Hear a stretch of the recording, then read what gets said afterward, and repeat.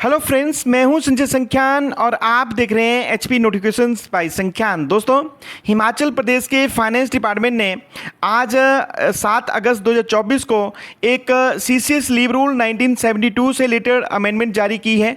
ये अमेंडमेंट क्या है, चलिए डिटेल में हम लोग चर्चा कर लेते हैं।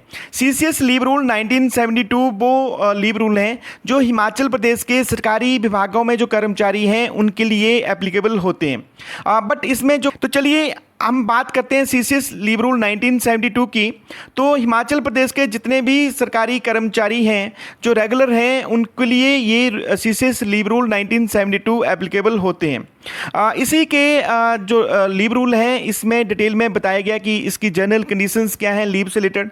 उसके बाद इन्हीं लीव रूलों में बताया गया कि कितने तरह की लीव है और उसके इसी तरह की जो काइंड ऑफ लीव है उसी में ही बताया गया है कि अगर कर्मचारी कोई जो अपनी हायर स्टडी करना चाहते हैं या कोई प्रोफेशनल कोर्स करना चाहते हैं तो उसके लिए विभाग उनको स्टडी लीव पे भेजते हैं।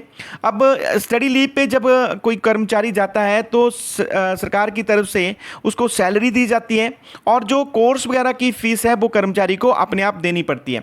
अब इसमें ये जो रूल 56 है इसमें बताया गया है कि कर्मचारी को लीव सैलरी क्या मिलेगी। मींस जब कर्मचारी स्टडी लीव पे जाता है तो उसको सैलरी के रूप में क्या मिलता है। जब भी कोई कर्मचारी लीव पे होता है तो उसको हम लीव सैलरी, उसको सैलरी नहीं देते हैं, हम लोग देते हैं लीव सैलरी। तो ये लीव सैलरी क्या है, ये रूल 56 जो है वो सीसीएस लीव रूल का उसमें डिटेल में बताया गया है।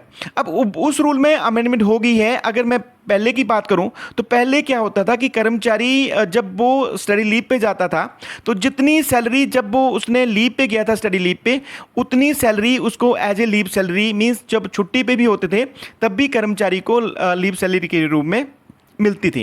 बट अब ये जो लीव सैलरी है अब इसको इन्होंने कम कर दिया है। मींस अब इस ये जो 56 का जो रूल 1 है इसमें ये बताया गया है कि कर्मचारी अगर मान लीजिए स्टडी लीव पे जाता है तो उसको जो 100% लीव सैलरी ना मिलके अब 40% of the leave salary means जो जब कर्मचारी स्टडी लीव पे जा रहे हैं तो उससे पहले जो उसकी सैलरी थी उसका 40% ही लीव सैलरी के रूप में कर्मचारी को मिलेगा। अब इसके साथ साथ जो लीव सैलरी है उसके साथ साथ कर्मचारी को डेली अलाउंस जो भी डीए प्रिवेलिंग रेट पे चला रहा है वो मिलेगा और साथ में एचआरए भी कर्मचारी को मिलेगा।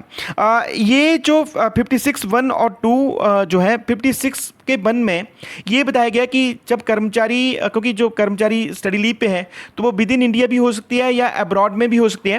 तो 56 1 में बताया गया कि अगर अब्रॉड में है तो कर्मचारी को जो लीव सैलरी उसकी 40% मिलेगी और ये जो 56 2 है ये बताया गया कि अगर कर्मचारी with in India he study leave पे है तो कर्मचारी को लीव सैलरी क्या मिलेगी। इसके साथ साथ जो 56 का जो 3 है इस रूल में बताया गया है कि कर्मचारी अगर मान लीजिए उसको कोई स्टाइफंड मिला है या स्कॉलरशिप वहाँ से इंस्टीट्यूट से मिल रही है तो उतना अमाउंट उसकी लीव सैलरी से काट लिया जाएगा। तो ये थी लीव सैलरी से रिलेटेड जो लेटेस्ट अमेंडमेंट हुई है। इसी के साथ साथ एक और लेटर फाइनेंस डिपार्टमेंट की तरफ से निकला है, ये है। चलिए अब हम बात करते हैं 7 अगस्त 2024 का एक जो लेटर निकला है office of memorandum finance department का।